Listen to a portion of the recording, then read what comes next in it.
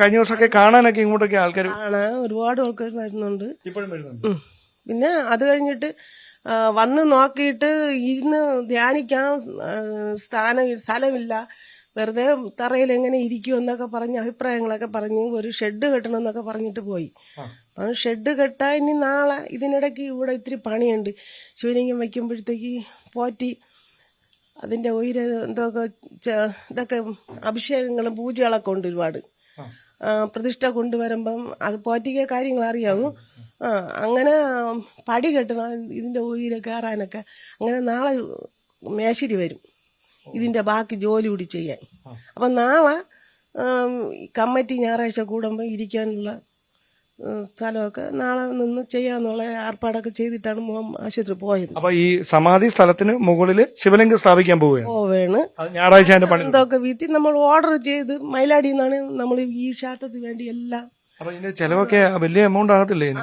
ഞങ്ങൾ 2 പശു നിന്നേനെ കൊടുത്തു. അപ്പൊ ഞങ്ങൾ പശുവിന്റെ വരവ് വെച്ചാണ് ചിലവൊക്കെ. മരുമോള് വീഴുന്നതിന് ശേഷം ഇവിടെ പ്രശ്നങ്ങളെ പശുവിന് ആഹാരം കൃത്യമായിട്ട് കൊടുക്കാൻ പറ്റില്ല. മെഡിക്കൽ കോളേജിലൊക്കെ ആയപ്പം പശുവിനെ വേറെ പാർട്ടിയെ അവന് സ്നേഹമുള്ള ഒരു പാർട്ടിയെ വിളിച്ചുകൊണ്ട് ഇവിടെ കിടന്ന് ചാവാതെ കൊണ്ടുപോകാൻ പറഞ്ഞ് അങ്ങനെ ഒന്ന് വിറ്റ് ഇപ്പം ശിവലിംഗത്തിനും ഒക്കെ ഓർഡർ കൊടുത്തിരിക്കുന്നു. പശുവിനെ വിറ്റ് കിട്ടിയ പൈസ കൊണ്ടാണ് കൊടുത്തത്. അപ്പൊ ഇവിടുത്തെ കാര്യം അതാണ് ഇപ്പം ബുദ്ധിമുട്ടായിട്ട് നമ്മൾ ധർമ്മസംഘത്തിലായിരിക്കുന്നത്.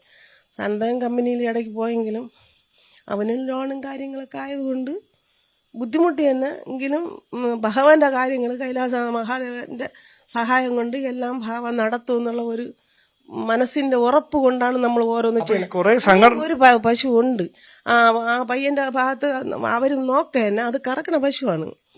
അപ്പൊ ആ പൈസ വെച്ചാണ് ഞങ്ങൾ ഇപ്പം ജീവിച്ചുകൊണ്ടിരുന്നത്. ഇനി ഒരു പശു കൂടെ ഉണ്ട്. ഇനി ഉണ്ട്, അവിടെ നിൽക്കണം. ഇനി കൊണ്ടുവന്നില്ല. അതിനെ കൊടുക്കാൻ പോവാണോ? അത് ഇനി കൊടുത്താൽ നമ്മളാരും കഷ്ടമാവും.